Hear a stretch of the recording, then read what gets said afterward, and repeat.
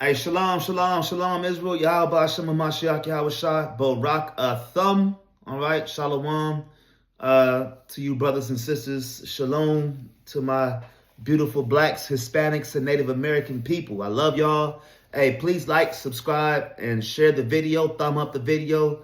This definitely gets the information out there in the YouTube algorithm space. I don't really know how it works, but apparently it's a good idea to get this video out by thumbing up the video, liking the video, sharing the video, of course, subscribing to the channel where you get a good edification here. It's your brother Ra'am of Yahweh's Camp.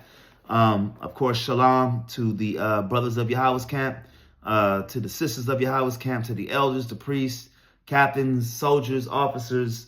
Love y'all brothers, man. Of course, shalom to the other camps that's scattered abroad. Doing this work throughout the world, man. You got camps over in the UK. You got camps over in Africa. Ethiopia, India, so forth and so forth. So keep doing this work. Shalom to the brothers that's coming in this thing, the sisters that's coming in this truth. Hey, congratulations as well for learning this truth, and of course, keep praying for endurance and clarity and understanding. All right, again. Like the video, subscribe to this channel, and share this video to get this truth out there to our brothers and sisters that's coming in this thing. All right, without further ado, you see the title, right? You see the name of this video.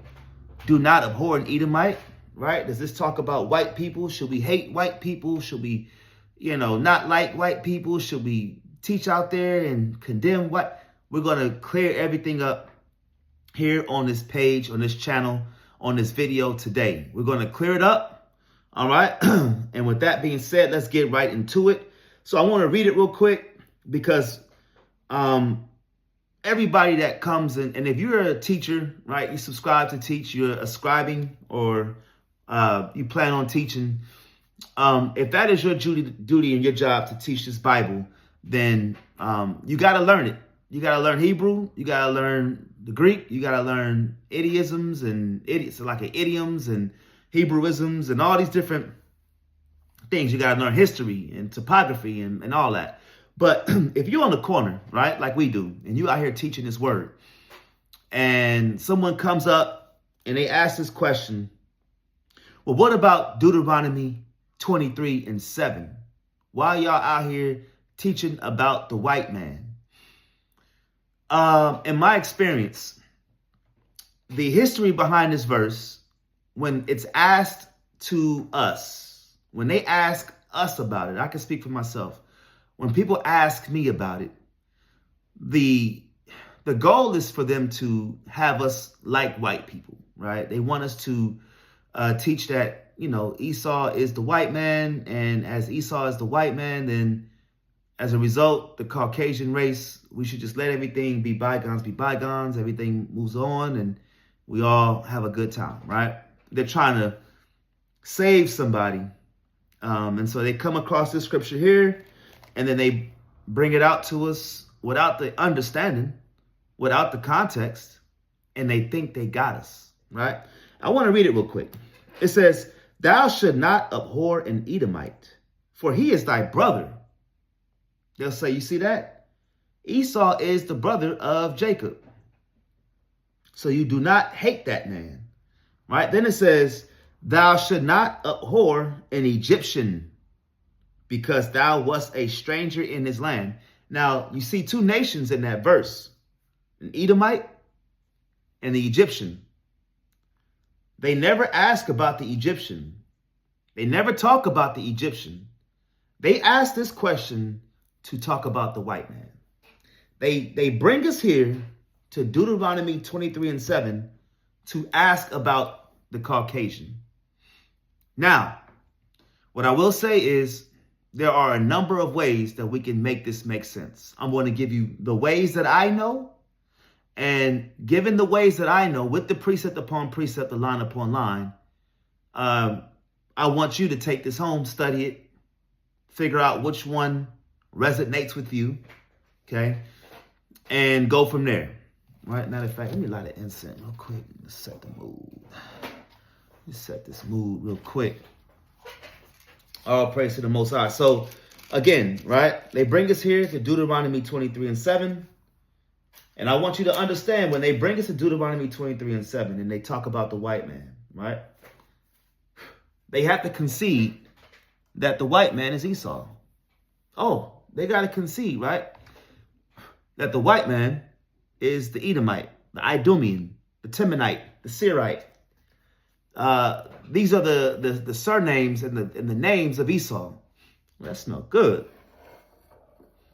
All praises to the Most High. So my point is, when they bring us here, I want people to understand why, right? And you have to let them know, hey, for us to continue the conversation, you're conceding and admitting by your understanding that Esau, right, the twin brother of Jacob, is the Edomite, the Idumean, the Caucasian. They're all the same. So with no further ado, right, I actually want to get the understanding. But first things first, we got to understand who Esau is in relationship to Jacob. In Genesis, Salakia, in Genesis, the 28th chapter, or Genesis 32, 28. Genesis 32, 28. I want to show you where Jacob's name is changed to Israel. So when we say Israelite and Jacob, that's the same thing, right? They're used interchangeably. It says, and he said, thy name shall be called no more Jacob, but Israel, for as a prince hast thou power with God and with men, and has prevailed. So Jacob's name was changed to Israel because he was wrestling with an angel. He wanted a blessing, and the angel blessed him, saying, listen, your name is now Israel, Yasha'Allah. Yasha'Allah is how you say Israel in the Hebrew, in the Paleo-Hebrew, Yasha'Allah, which is he, prince in power. Well, he is a prince of the power. And that's what Israel's name is. That's what Jacob's name was changed to, right? Israel. So when we say Israelite, we're saying that we are the son of Jacob. It's not Jacobite because Jacob's name was changed to Israel. I hope that makes sense, right? Jacob's name is changed to Israel. So you would now be an Israelite if you go back to the seed or the bloodline of Jacob. All right. So with that being said, I want to go to Genesis 25, and I want to go into the origin of Jacob and Esau. Where'd they come from? Right? Who was the father of Jacob? Who is the father of Esau? It's Isaac, right? Who is the father of Isaac? Abraham. Who is Isaac's mother? Sarah, right? Well, who is Israel's mother? Or who is Jacob's mother? Rebecca. What's Rebecca's nationality? We're going to find out. So just make notes in here. All right. And again, like the video, thumb up the video, subscribe to the channel if you haven't. This is Genesis 25:19. And these are the generations of Isaac, Abraham's son. Abraham begat Isaac. And Isaac was 40 years old when he took Rebekah to wife, the daughter of Bethuel, the Syrian of Padan Aram, the sister to Laban, the Syrian. So Rebekah, her lineage is Syrian. Rebekah is Syrian. Her father's Syrian. Her brother, Laban, is also Syrian. They're Syrian. All right? Hebrew people, but they're Syrian. All right? Verse 21. And Isaac entreated the Lord for his wife. So the Most High, Isaac prayed to the Most High for his wife. Why? It says, because she was barren, she couldn't have children. And Yahweh, the Most High, was entreated of him, and Rebekah, his wife, conceived. And the children, verse 22, so she's pregnant, okay? Isaac impregnates his wife, Rebekah. He prays for her. She becomes pregnant. And the children, so now she's pregnant. And when it says children, plural, so now we have more than one child, okay? And the children struggle together within her. So there's animosity, there's fighting, there's struggle in between these two children. Over time, we see that her pregnancy cycle, we see that she has issue with her children struggling in the womb. And she said, if it be so, why am I thus? Meaning, why am I like this? And she went to inquire of the Most High. So she asked the Most High, why am I like this? What's going on? Could you imagine? I've never been pregnant, right? But my wife has had 3 babies, right? And each child, when that first child, she only had 1 child at a time. That first child, the second child, third child, when they start moving in her body, not only is one child, not only is it, she says it's weird because there's something in you moving, and a lot of sisters can relate. But can you imagine having 2 of them and they not like hugging and hanging out? They fighting. Jacob and Esau were fighting in the womb, from the womb. I can only imagine what it was like in there, where it was struggle between them from the beginning. Very important to understand that. All right. Verse 23. And the Lord, the Most High, said unto her, 2 nations are in thy womb. 2 nations are in thy womb. So we have 2 people in this womb. Okay. And 2 manner of people shall be separated from thy bowels. So why are they 2 nations? Jacob and Esau would be the same lineage. They would be the same nation. But the people that come from Jacob and that come from Esau are nations. Remember, during the time of Genesis, there's a lot to be established. You have nations being created.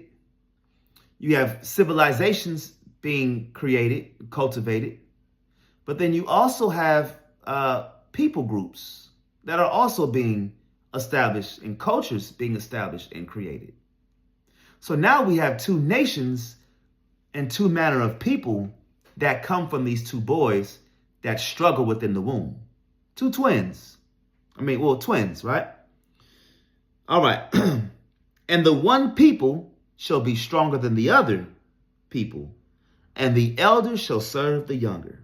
So understand, this is a prophecy that the Most High, Yahweh, gave to Rebekah of what was going to come to pass of these 2 children. And the Most High said the one people will be stronger than the other. And when her days to be delivered were fulfilled, behold, there were twins in her womb. And the first came out red, all over like a hairy garment. And they called his name Esau. I'm going to stop right there. This lesson isn't about who Esau is today. Esau could be any damn body. Bob Marley would be Esau, but he looked like a Jacobite. He looked like an Israelite. Right? The Lowry twins. Is it the Lowry twins? Sister, right? Maori, not Lowry, Maori. I think Maori. But anyway, sister, Tia and Tamir, right? Good show. But those were Edomites. Those are Edomites. Their father would be a Caucasian. But they look like Jake. So they look like an Israelite. So it's not about who the Israelites are today. This lesson is about, do you abhor an Edomite? What does it mean to abhor an Edomite? But what I am saying is the first one came out red. I've never seen Caucasian babies born, but anytime Caucasians are hot, flustered, embarrassed, laughing, choking, whatever, right? They turn red. That's where you get the term redneck from, or when you get the understanding of a farmer's tan, they turn a certain level of pink red. because there's no melanin in the skin, they're translucent, which means the blood flow is easier to be seen through the skin. That's why they look like that. All right. But it's not about who the Edomite is. It's not about none of that. It's more so about who Esau was during this time. So the first came out red and he was hairy. And they called his name Esau, right? Esau means to be wasted away or useless or something along that, right? That's the name of Esau, right? That's what it means. As a matter of fact, let me look it up real quick. Esau, boom. Boom. They called his name Esau. It's a Strong's H. 6215. Handling. Let's see. Let's go to 6213 real quick. 6213. Boom. All right. Okay, so this means it's the word asa, meaning application, accomplish, advance, commit. Real quick, did I get the right one? Let's see. Bear with me. Bear with me real quick. 6215. Rough. Okay. So again, Esau, right, means rough. Rough, right? And because he was hairy, right? But when you go deeper into that, it can also mean wasted away, right? Or a waste. All right. So my point is, that's what Esau is, right? Rough. Now, let's go right back to Genesis 25. And I want to get verse number 26. And after that came his brother out, and his hand took hold on Esau's heel, and his name was called Jacob. And Isaac was 80 years old when she bare them. So again, we understand that these two twins are the fathers of two different nations. And out of these two nations were two manner of people, right? The Israelites, right? And the Edomite. So now that we understand that, let's go right back to Genesis, Deuteronomy 23, and let's start off at the top. Let's read Deuteronomy 23 from the top, okay? Because now we need context.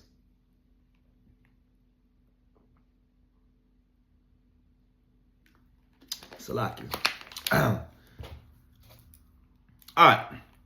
So now, Deuteronomy 23:1 says this. He that is wounded in the stones, or hath his privy member cut off, shall not enter into the congregation of the Most High. Right? So we understand that if a man doesn't have his male organs, right? Or he's wounded in the stone, meaning he doesn't have properly functioning organs that identify him as male, he cannot come into the congregation of the Lord. What does that mean? Does this mean he no longer is an Israelite? No. Does this mean that he can no longer pray to the Most High? No. Does this mean he can no longer keep Passover? Possibly, right? Depending on what his issue is. Excuse me.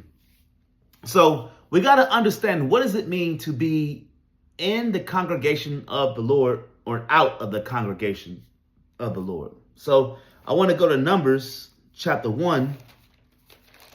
First and foremost, let's get that in Numbers, the first chapter, and let's get verse number, I want to say 29. Oh, I can't. Oh, shoot, it's this way.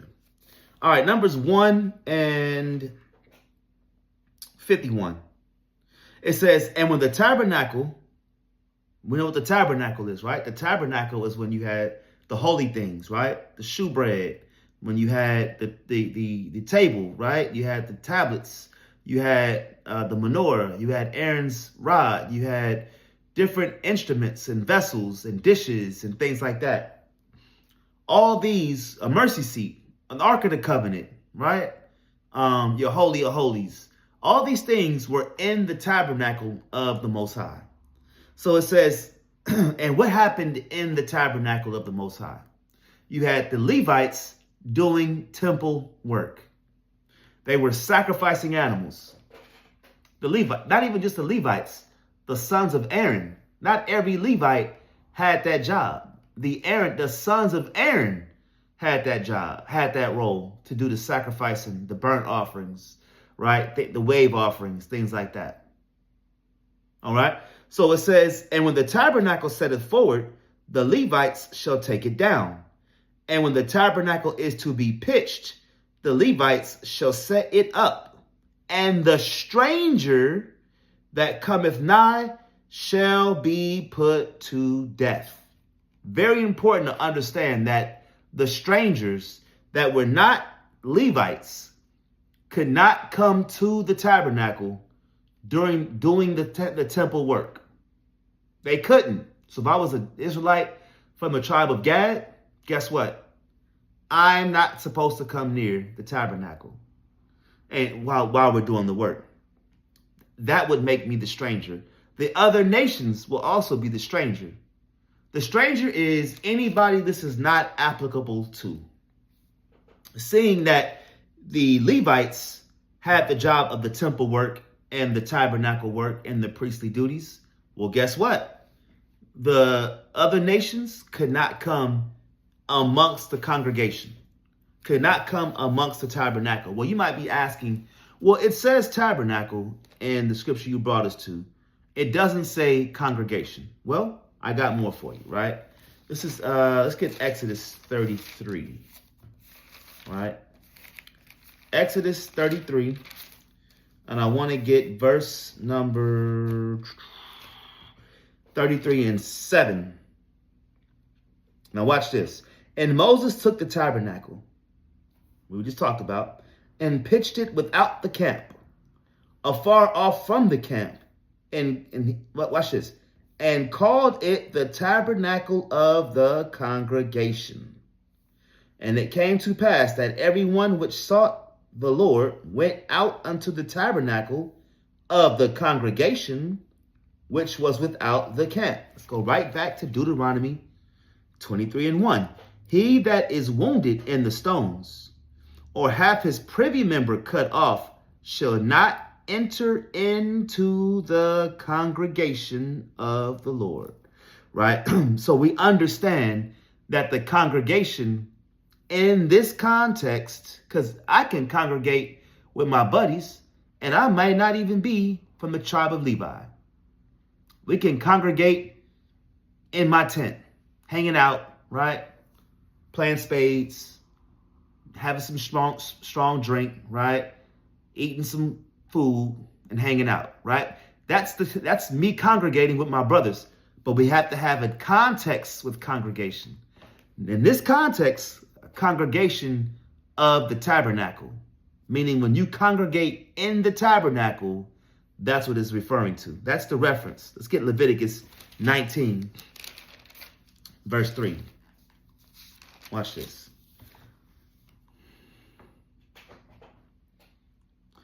It says, ye shall fear every man his mother and his father, and keep my Shabbat. I am the Most High your power. Turn ye not unto idols. Wait, is that what I want? Is that what I want? Leviticus 17. No, I'm in Leviticus 19. My bad. Leviticus 17 and 3. Here we go. All right, Salakia. Leviticus 17 and 3 says, what man soever there be of the house of Israel that killeth an ox or lamb or goat in the camp, or that killeth it out of the camp, and bringeth it not unto the door of the tabernacle of the congregation to offer. Now, that's why I said we have to understand what was going on in the tabernacle. To offer an offering unto the Most High before the tabernacle of the Most High, blood shall be imputed unto that man. He hath shed blood, and that man shall be cut off from among his people. So this is an event or a situation where an ox, right, or when you kill the ox or lamb or goat, right? And you want to bring it to be an offering to the Most High, you bring it into what? Into where? The tabernacle of the congregation. Okay. Verse 5 says, to the end of that children of Israel may bring their sacrifices. What are we doing in the tabernacle of the congregation? Sacrifices, which they offer in the open field, even that they may bring them unto the Most High, unto the door of the tabernacle of the congregation. So you bring your animal to the entrance of the tabernacle of the congregation. You don't bring your animal and do the sacrifice yourself in the tabernacle of the congregation. You do that if you're a Levite from the lineage of Aaron. But if I am a Judite, if I am a Benjamite, if I'm Naphtali, if I'm Dan, Issachar, Reuben, so forth and so forth, the different tribes, I bring my sacrifice, ox, lamb, goat, right? I bring it to the door, the entrance of the tabernacle of the congregation. Then that priest will take my offering and then sacrifice it on my behalf for me. That's how it works. You don't do it yourself. That son of Aaron does it for you. That's very important. Very important we understand that. Read verse 5 again. To the end that the children of Israel may bring their sacrifices. That's the duty of doing that. Which they offer in the open field, even that they may bring them unto the Lord, unto the door of the tabernacle of the congregation, unto the priest. You bring it to the priest and offer them for a peace offerings unto the Most High. And the priest shall sprinkle the blood upon the altar of the Most High at the door of the tabernacle of the congregation, and burn the fat for a sweet savor unto the Most High. Now, we got to understand that to understand this whole chapter, that the congregation is about sacrificing and offerings that the Israelite priest from the tribe of Levi, as a son of Aaron, brings on the behalf of the people. So if I had my privy members cut off, could I bring my offering in? No, right? No. If I'm wounded in the stones, can I bring my offering? Right? Let's read verse 1 again. Deuteronomy 23:1. He that is wounded in the stones, or hath his privy member cut off, shall not enter into the congregation of the Lord. If you are a Levite, and somehow, some way, you had your privy member cut off and you're wounded in the stones, that job is not for you, Ak. It's not your job, King. I'm Salakia, right? It ain't for you, Ak. It ain't your job. I want to get some more precepts on that. I want to get Exodus 27:21. I think let's see if that one is what I'm looking for. This is Exodus 27, verse 21. Well, let's start at 20. And thou shalt command the children of Israel that they bring the pure oil olive, beaten for the light, to cause the lamp to burn always. In the tabernacle of the congregation, without the veil, which is before the testimony, Aaron and his sons shall order it from evening to morning before the Most High. It shall be a statute forever unto their generations on the behalf of the children of Israel. So again, here's another example of priestly duties being carried out by the children of Aaron, but it's in the tabernacle of the congregation. All right. This is Sirach 23:22. Sirach in your Apocrypha, or Ecclesiasticus in your Apocrypha, chapter 23, verse 22 through 25. Thus shall it go also with the wife that leaveth her husband, and bringeth in an heir by another. So, well, let me before we even get there, right? So let me just read chapter 23, verse 2. And then I'll tell you why I came to Ecclesiasticus 23:22. So Deuteronomy 23:2 says this: a bastard shall not enter into the congregation of the Lord. So a mamzer, right? That's a Hebraic word for bastard. A mamzer is not what some Israelites try to consider, which is a Israelite father laying with a heathen mother, and that's mamzer. No, that's not a mamzer.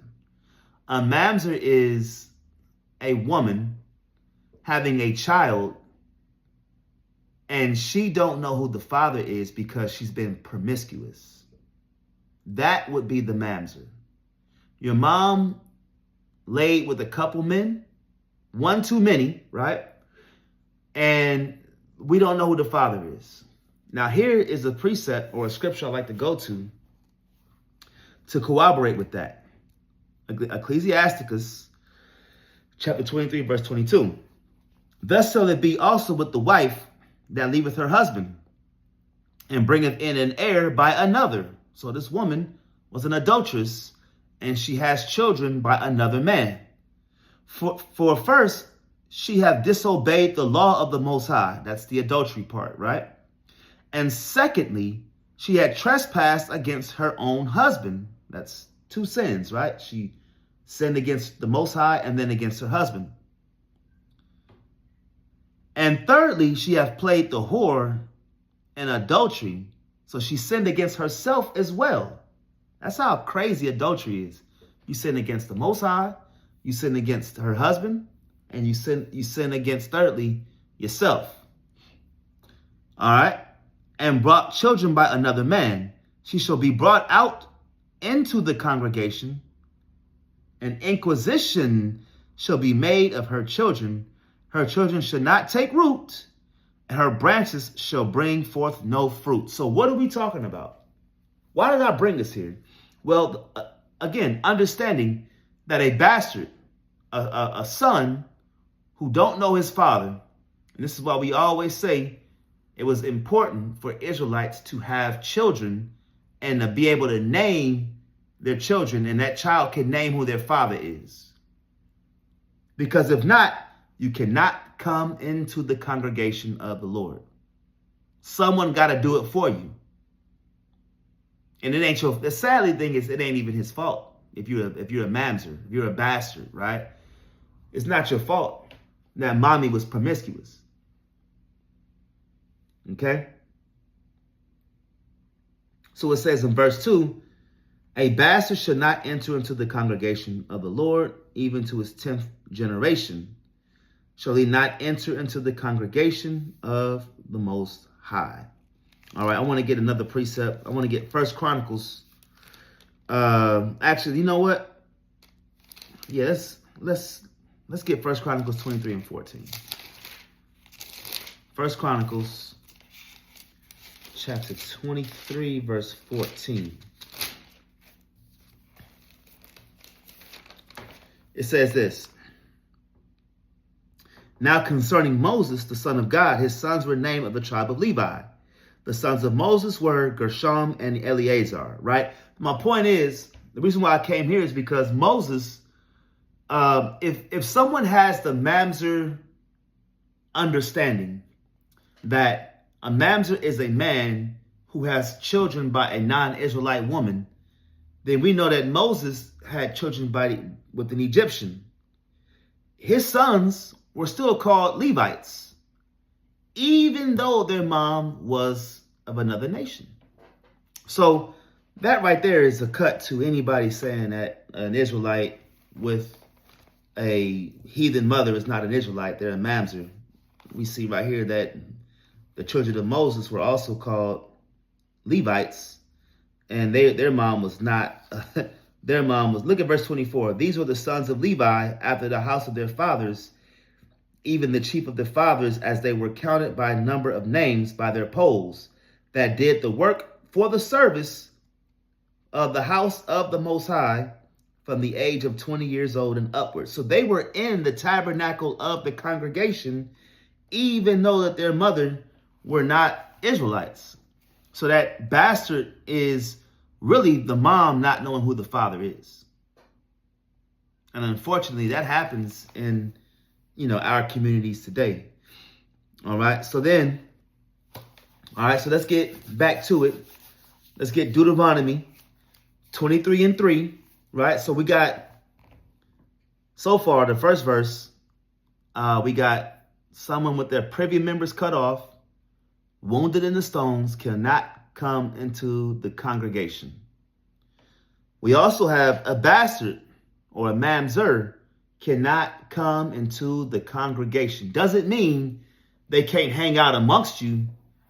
It doesn't mean you gotta, hey, you go sit over there because you don't know who your daddy is. Hey, you go sit over there because you don't, your privy member was cut off. No, it's about the tabernacle of the congregation. Who's able to come in there and do the temple work or not? It's not about what y'all trying to make it seem like.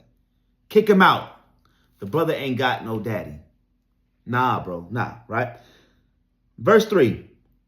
An Ammonite or a Moabite shall not enter into the congregation of the Lord, even to their 10th generation shall they not enter into the congregation of Yahweh forever. When you get a chance, right, I want you to go back and look at the way that the tabernacle was set up. You always had an outer court, inner court. Then you had the Holy of Holies, right, which is only where Aaron's sons and that chief priest went into once a year to do the atonement offerings, the burnt offerings. And in there was the mercy seat and the Ark of the Covenant. And the Most High was there like throughout the year. And then they brought their offerings in there to do the temple work. And then the outside is where they washed their hands, washed their body, put on their robes, mitres, ephods, things like that. These were all Levites. But the door of the tabernacle of the congregation is where you brought your offering to. And then they did the rest for them. Right? So, and that's why Levi was special, because they were doing that work. They didn't have time to have land and cattle and stock and fruits and things like that. You can't do the temple work of the Most High and at the same time being an agricultural person and me plant my leaf. No, it's not how that worked. So we brought the tithe for them, and that's a different subject for a different day about the tithe, right? We brought our tithe to them because someone had to feed our men that was doing the work. All right. So it says a Moabite and an Ammonite cannot come into the congregation of the Most High. That goes into, matter of fact, let me get Deuteronomy 12:26. Deuteronomy chapter 12, verse 26 says this. It says, only thy holy things which thou hast and thy vows thou shalt take and go unto the place which the Most High shall choose. And thou shalt offer thy burnt offerings, the flesh and the blood upon the altar of the Most High thy power. Again, the altar of the Most High, thy God, was in the tabernacle of the congregation. And the blood of thy sacrifices shall be poured out upon the altar of the Most High thy power, and thou shalt eat the flesh. Observe and hear all these words which I command thee, that it may go well with thee, and with thy children after thee forever, when thou doest that which is good and right in the sight of the Most High thy power. All right. So understanding that, we got to understand that the whole idea of sacrificing was for it to go into the tabernacle of the congregation for them Levites to do that. Now, when it says that Ammonite can't come in there, right? I think that's law like 370 talks about the other nations. They can't go in there and be doing their own thing, doing the sacrifices. That's how you defile the temple. Okay. All right. Moving on. Deuteronomy 23:4. Now you get where I'm going with this, right? Y'all understand where I'm going with this. It says, verse 4 says, because they met you, who was the they? The Ammonite and the Moabite.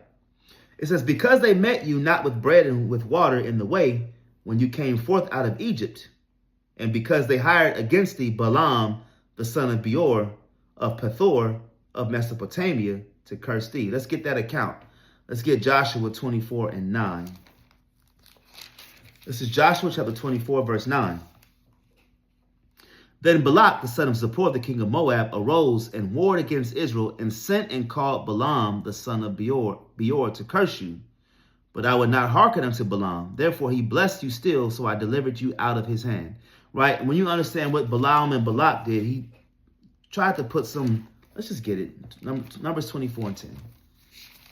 Numbers 24, verse 10 says, And Balak's anger was kindled against Balaam, and he smote his hands together, and Balak said unto Balaam, I called thee to curse mine enemies. The enemies of Balak were the Israelites. On our journey from Egypt to Israel, right, or to Canaan, which is later called Israel, we went through Edom, we went through Moab and Ammon, and they gave us hell on our journeys, right? They didn't greet us with the brotherly covenant. They didn't give us any love. They didn't show any love or compassion towards us.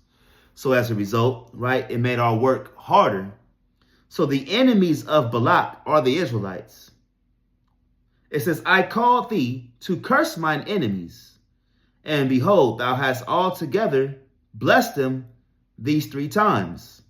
Therefore now flee thou to thy place. I thought to promote thee unto great honor, but lo, the Most High have kept thee back from honor. So you got to understand that Balaam was sent to prophesy against Balak. The cold thing about a prophecy is either it's true or it's not. It don't matter if I'm a king. Let's see, I'm King Balak, and I'm asking my men, and you see this all through history, where you got Nebuchadnezzar or Ahab, the northern kingdom Israelite, asking for the seers and the prophets to see things that's going to benefit him. Listen, I don't care. I don't care. It's funny because it just shows you how simple people can be. Hey, prophesy to me a good thing, and it better be good. But if it's true or if it's not, that should be the real concern. So if somebody said to me, hey, Ra'am, tomorrow, you're going to win a couple million, right? I'm like, cool. But if it don't come to pass, how cool was the prophecy? Like, really? Was it a good prop? No, because it didn't come to pass. Get what I'm saying? If somebody said to me, hey, Ra'am, tomorrow you're going to get, hit by a bike, right? Let's just say, or a rock. It's going to hit you in the head. Something like that, right? Still, if it happens, great. I mean, no, if it doesn't happen, great. You get what I'm saying? But if it happens, that's a true prophecy. So it don't matter what Balaam was prophesying. What matters is, was it true or not? Balak said, I want you to prophesy right things, good things to me. And Balaam only just gave him what he heard, what he saw. And so that was the whole deal. But the point is, Balak and these Moabites, they didn't greet the Israelites with the amount of respect. They came at them with war, and they were enemies. And that's where he went off at. So that's why they can't come into the congregation. It says, because they met, verse 4, Deuteronomy 23 and 4, because they met you not with bread and with water in the way when you came forth out of Egypt, and because they hired against thee Balaam, the son of Beor of Pethor of Mesopotamia, to curse thee. They wanted Balaam to curse the Israelites by having a false prophecy. The problem is, hey, that man can only prophesy what he knows.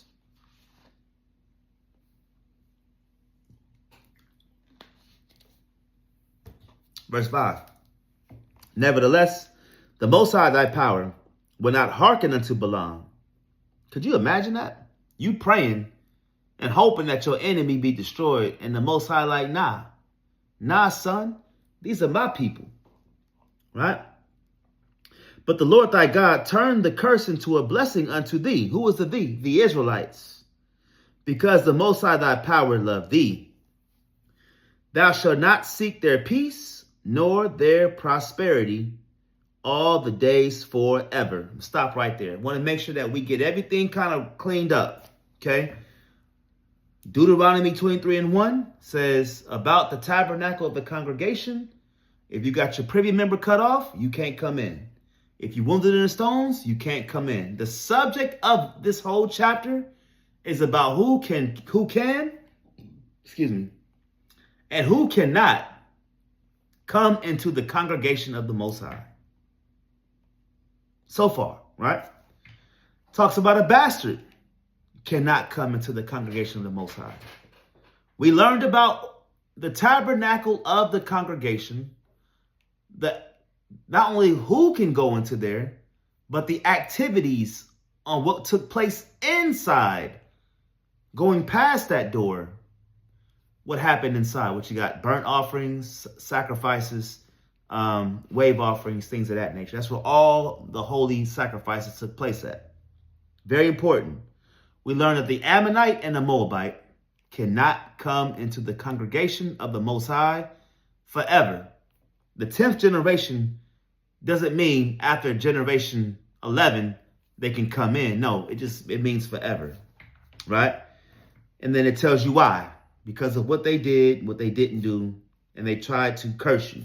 Then it says in verse 6, do not seek the peace of the Moabite and Ammonite.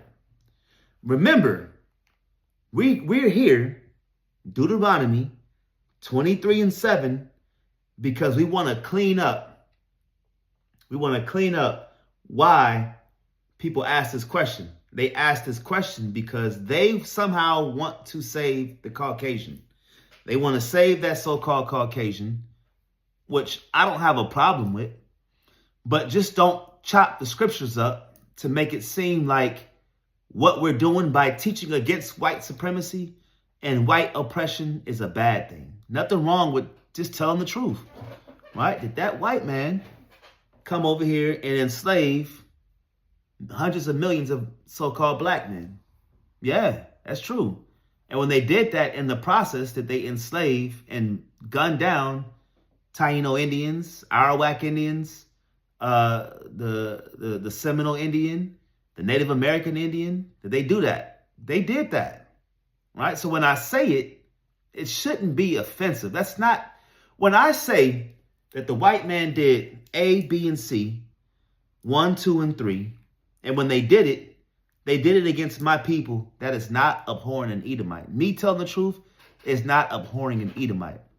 It's not saying I hate you. What I'm saying is, this is what you did. And as a result, I'm going to distance myself from you. That's it. I have not seen an Israelite go out there and just attack so-called white people. Not one time. I say white people because no one's white, right? I've never seen an Israelite attack an Edomite and burn crosses on the lawn. I haven't seen an Edomite hung from a tree in the hood, right? And I've been to a lot of hoods in America. Never seen just white people hanging from trees. Never seen that. Never seen a Negro or a Latino raise interest rates in red line neighborhoods and change the curriculum in school books. Never seen that happen. I never seen a Negro force the white man to worship a black Messiah and hold a gun to his head and doing it. Never seen it. So abhorring an Edomite is not the same as me distancing myself from the so-called Edomite or the so-called white man. It's not how it works. It's called wisdom. The scripture says in Sirach 12:10, watch this. Ecclesiasticus chapter 12 verse 10 says, never trust thine enemy, for like as iron rusteth, so is his wickedness. Though he humble himself, and go crouching. And that's how the white man got the Americas. He humbled himself. He went crouching, prostrated himself, head bowed, hands up, asking for mercy. That's how they got the trust of the Native American. Yet take good heed and beware of him. Thou shalt be unto him as if thou hast wiped a looking glass. Meaning you're going to see clearly if I take heed to what he's done, looked at his history, looked at what he's done and what he's doing now, I can clearly see where he's going to go. That's looking through a looking glass, a wiped, cleaned looking glass. And thou shalt know that his rust hath not been altogether wiped away. Then it says, verse 12, this is what it means to not abhor an Edomite. It means to set him not by thee, lest when he hath overthrown thee, he stand up in thy place. Now think about that. There's men going around calling themselves the children of Abraham, Isaac, and Jacob, right? Starts with a J, ends with the word ish, right? And they're calling themselves the true children of Jacob. When we gave them our heritage by trusting them, they can call themselves the true children of Israel today. Ain't that crazy how that worked? There's a saying, when the white man came to Africa, Africa had all the gold and the wealth. They had no white Messiah. And they had the gold and the wealth. And the white man had no gold and wealth, but they had a white Messiah. So they taught that African man and that woman and child Christianity. And they prayed together. And when they got done praying, the black man, the African man, right, had no gold, no jewels, no rubies, no wealth, but had a white Messiah. And the white man had the gold and that's an old saying. They had the gold, the jewelry. So they stole it, right? They stole all that. It says, set him not by thee. When he hath overthrown thee, he stand up in thy place. Neither let him sit at thy right hand, lest he seek to take thy seat. And thou at the last remember my words and be pricked therewith. Okay, so understand, to abhor an Edomite means to separate yourself from him. Salak, let me say that again. Let me say it clean. To not abhor an Edomite means you're going to distance yourself. What I'm going to do and what I teach my family is you got to go to work next to that Edomite. You got to go to school next to that white person. You got to sell goods and stuff to that Edomite. But that don't think for a second that mean that we got to have sleepovers. We got to have slumber parties. We got to be buddy with them. Don't think for a second that's what we're supposed to do. No, the scriptures say what it say. Separate yourself from the other nations. Now, what does it mean to abhor? Let's get that definition real quick. So now that we at Deuteronomy 23:7, right? The scripture that everybody has that comes against the Israelites. Y'all can't teach against the white man. The Bible say do not abhor an Edomite, yada, yada, yada, right? So the word means that is morally detest, loathe, commit abominably, right? To commit abominably. So understand this, man, right? I want to teach this a couple ways. You can teach this scripture a couple different ways. What does it mean to abhor? It means to deal abominably. So when I understand that, you could teach it like this. Do not abhor an Edomite, meaning do not deal with them detestly. Do not morally detest them, right? So if let's say I had Edomites working for me in captivity as slaves. I'm not going to starve them to death. I'm not going to, do what they did to us. Inhumane acts, right? It means to keep them somewhat healthy, humanly, as workers or as slaves. It doesn't mean to do what they did to us. If you understand what they've done to us in 1611 or 1619, antebellum South with the Portuguese and the Dutch and the British, the English, right? What they did to us, to the Israelites here in the Americas, cutting the babies out of the wombs, all the rape, rob, and murder, pillaging, killing off buffalo, right? So that the Native American man can't hunt, can't eat, giving them smallpox, right? I would recommend watch this Martin Scorsese film, Flowers of the Killer Moon. When you go to Flowers of the Killer Moon, that movie, right? It talks about how the Osage in Oklahoma had land that was sitting on oil.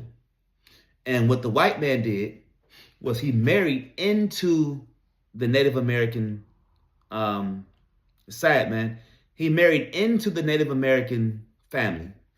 And the insurance companies acknowledged that marriage. And then the women would die for multiple reasons. Diabetes, certain things like medicine that they would give that Native American woman. And so when she died, the money would go to that white man.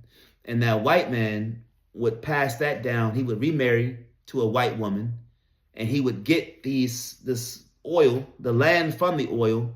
And that would then go from the Native American family, the Osage family, to that white man's family. And he was able to pass that down to his children. That is abhorring. That right there is abhorring the Native American. That's dealing morally grotesque. We don't do that. So that's one way of dealing with Deuteronomy 23:7. All right.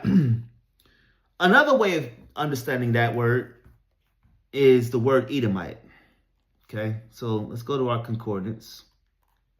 Okay. Deuteronomy 23:7 says, "Thou shalt not abhor an Edomite." It tells you in your concordance to see Strong's number H726. So let's go to H726. And guess what that says? R.O.C, right? It says a clerical error for Strong's H130, which is Edomite, but it means Syrian. So one way you can teach it is, do not abhor an Edomite, meaning do not deal grotesquely, do not rape the white man, do not rape the white woman, do not rape their children, do not cut their women's bellies open while they're pregnant, put a cat in there, sew it back up, and watch the cat rip that woman's insides apart till she dies. Do not use their children as alligator bait and set them by the river and allow that baby to cry to bring the alligator out so that you can kill the alligator to then make alligator boots and belts and purses and things of that nature. That's what it's talking about, right? Another way of looking at it is, do not abhor the Assyrian or the Syrian, because he is thy brother. Esau is the brother of Jacob, but is the Edomite the brother of the Israelite? I wouldn't say so. I wouldn't say the Edomite is the brother of the Israelite. I would just say that Israelites have a lineage that goes back to Jacob, who is the twin brother of Esau. But I wouldn't say that the Edomite is the brother of the Israelite. Not the children of the people. Okay? I want to get a few precepts to substantiate what I'm talking about. All right? Let me get a few. Just a few. And then we're going to wrap this up. All right. Let me get this one real quick.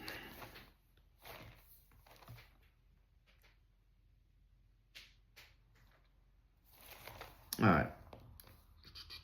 First things first is I want to compare some things. So in the book of Deuteronomy, chapter 23, verse 7, it says, "Thou shalt not abhor an Edomite, for he is thy brother. Thou shalt not abhor the Egyptian, because thou wast a stranger in his land." One thing we got to understand is the context of Deuteronomy 23, 1 and 2, 3, 4, 5, and verse 6 is all in the context of talking about what? coming into the congregation of the Lord. Deuteronomy 23:7 is also talking about the congregation of the Lord. That's the context. So even in verse 7, it's saying you cannot turn their sacrifices away. Regardless of if you're talking about the Edomite, the actual Edomite, or the Syrian, right? Can't make this up, right? Can't make it up. It's still talking about who or what? What action? Bringing a sacrifice into the altar of the Most High. So even as an Israelite, you cannot turn away the sacrifices of the Edomite or the Syrian. All right. So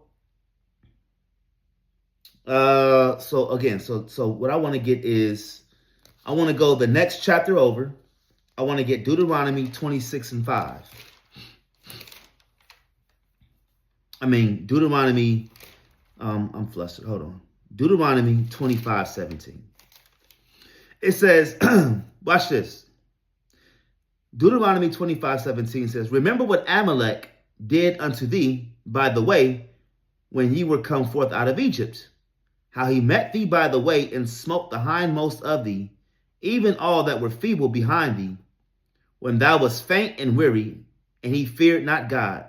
Therefore it shall be, when the Lord thy God hath given thee rest from all thine enemies round about in the land which the Most High thy power giveth thee for an inheritance to possess it, that thou shalt blot out the remembrance of Amalek from under heaven, thou shalt not forget it. What does it mean to blot out the remembrance of Amalek? What does that mean? Who is Amalek? Let's start there. Let's go back.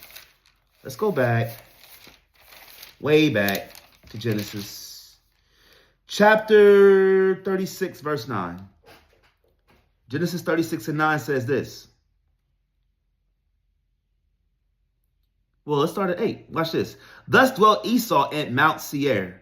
Esau is Edom. So when you see the Seirite, Mount Seir, we're talking about Esau. Esau is Edom. Very clear. Verse 9 says this. And these are the generations of Esau, the father of the Edomites in Mount Seir. These are the names of Esau's sons. Eliphaz, the son of Adah, the wife of Esau. Reuel, the son of Bashemath, the wife of Esau. And the sons of Eliphaz were Timon.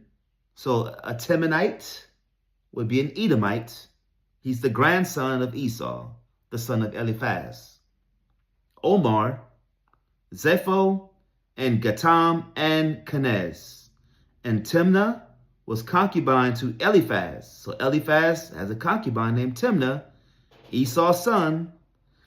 And she bare to Eliphaz Amalek. These were the sons of Adah, Esau's wife. So Amalek, his mother was a concubine, but his father was Esau. So by the definition of the how do you determine who your tribe is? Amalek would be an Edomite. So now when it says, remember Amalek and blot out his name under heaven, why would the Most High tell you in Deuteronomy 23:7, do not abhor an Edomite? And then in Deuteronomy 25:17, 18, 19, to remember what Amalek did and blot out his name under heaven, to kill him, right? Because Deuteronomy 23:7 is not saying that you can't hate the so-called Caucasian man, the white man, the Edomite. It's not saying that. It's saying don't deal with him grotesquely. You will allow his offerings to come in if he's in subjection to you. He's not saying, the Most High wouldn't tell you to not kill him or to not hate him. And then in a chapter later says to blot out his name under heaven.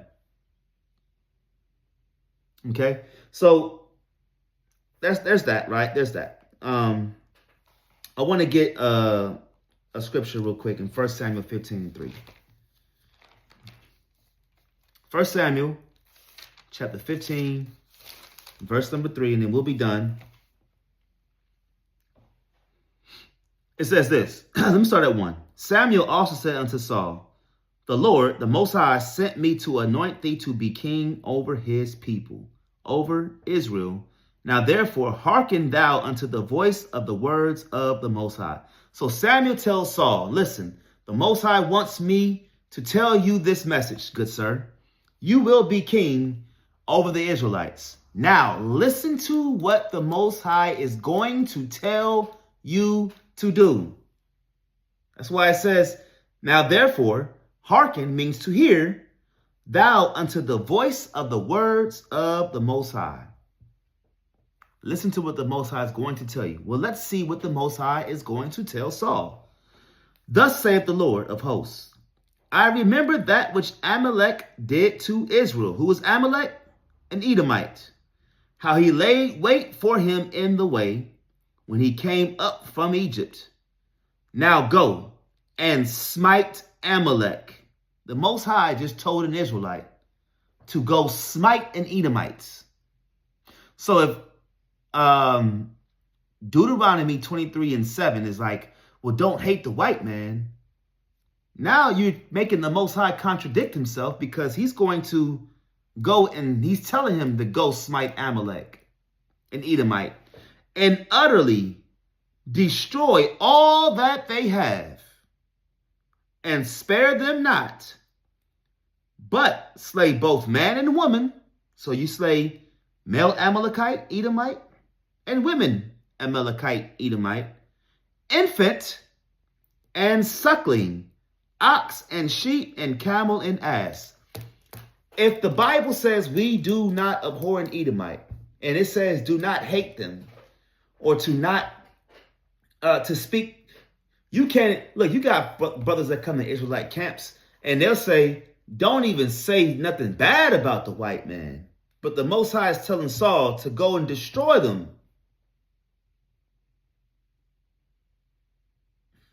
Come on, man. These are Edomites. So we got to understand what the Most High is really saying in Deuteronomy 23:7.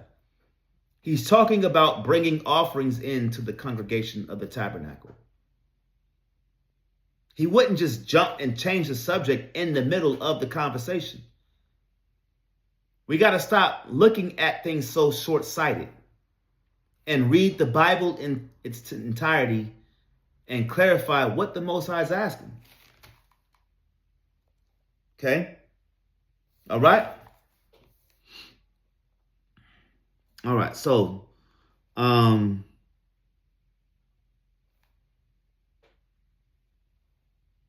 me get 1 Samuel 30:18. And that'll be it. This is 1 Samuel chapter 30, verse 18. And David recovered all that the Amalekites had carried away. And David rescued his 2 wives. So he went and took all the things that the Amalekites had taken from King David. He went and got them back, and his wives. And there was nothing lacking to them, neither small nor great, neither sons nor daughters, neither spoil nor anything that they had to taken to them. David recovered all, and David took all the flocks and the herds which they drave before those other cattle, and said, "This is David's spoil." So you understand that even King David went and got his stuff back from the Amalekites. Okay, is King David abhorring an Edomite by death? No, he's just getting back what belongs to him. All right. I'm just looking up some other precepts. Give me a couple seconds. Give me 1 second.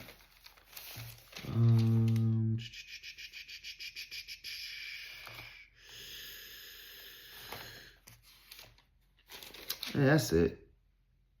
Yeah, that's it. So with that, man, wait, I got one more. Let me see.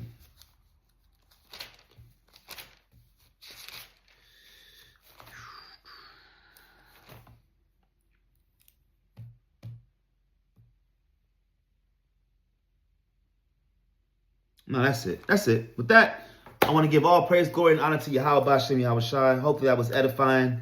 Again, please thumb up the video, like the video, subscribe, and share. Again, Deuteronomy 23:7.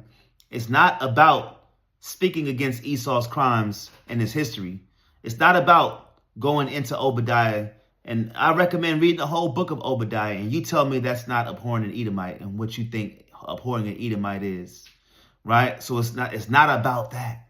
Right? It's not about that. It's about, can I bring my offerings, burnt offerings and sacrifices into the tabernacle? And it's giving you a list of who can and who can't.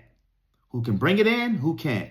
If I see an Edomite who could be an Assyrian or could be an Edomite, an actual Edomite or the Egyptian, and they're bringing their offerings in, and they're in good standing with my whole congregation, they're doing what they're supposed to do as slaves, and they want to bring their sacrifices in, my job ain't to say, man, that's an Edomite. Hell out of here, right? Get up out of here. Now, this is really saying you take it anyway. Hey, look, you an Edomite, what you got? Bring it in. Appreciate you, right? I'm not gonna say hell no. I'm not gonna bring your offering in. All right. So it goes into the congregation of the Most High, the tabernacle of the congregation. That's it. That's it. That's it. Hopefully that was clear, cut, and clean. With that, all right, I give you all praise, glory, and honor to the Most High God. Call all Yahweh, Ba'ashem Mashiach Yahweh Shai. With that, I say shalom. Hallelujah.